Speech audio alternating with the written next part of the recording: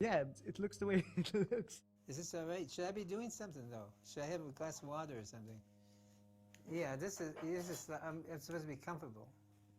It's very short. It is, and I ask more questions maybe than he replies. So run the question to me again, just so I can hear it in my head. In those days, he really was not used to do interviews in front of a camera. He really didn't like that. He was literally like turning his body like this during the interview, like turning away from the camera, just like he did on stage, which was, I mean, that's him, and in a way that was beautiful. But wouldn't it have been nice to know that you were a superstar? Well, I don't know what to respond to that. It's strange now because now he's doing a lot of interviews, and everyone get more than I did, and now I feel like a lousy journalist. But I don't think it would have been better if Rodriguez has told his whole life story, and you know, because that's not who he is. He's not, you know, bragging about this or talking about how horrible everything was, or, you know, that's not him. And many people say, oh, we wanted more of Rodriguez, but in a way I think it keeps his mystery in this movie, and maybe that's the way it should be.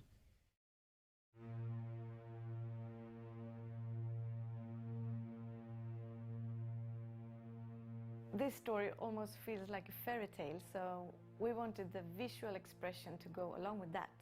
We first of all wanted to make a beautiful and a dynamic film with a feeling of a constant movement. Oh, you're shooting a music video? No, it's a documentary film about Rodriguez. Okay. So it's going to tell us the 1.5 hour of the full story. So every location and every action is carefully chosen. It's more like shooting a feature film, but with real characters and a real story. Fantastic, wow.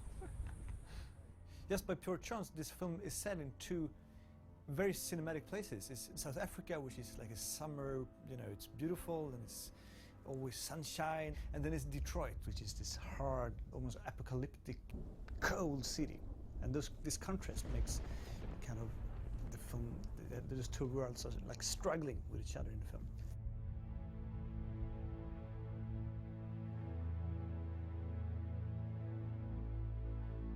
One of the big challenges of the story is that most of the story already happened. It's a retelling, and nothing was filmed. I mean, most of it were never filmed. Rodriguez's life has never been filmed.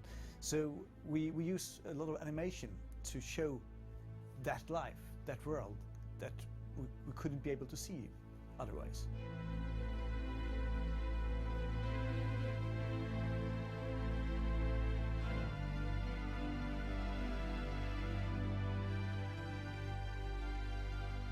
It's almost like a fairy tale, and the animation almost like a saga, and the animation makes that kind of almost surreal feeling. You don't really know if it is true or not, and it is true.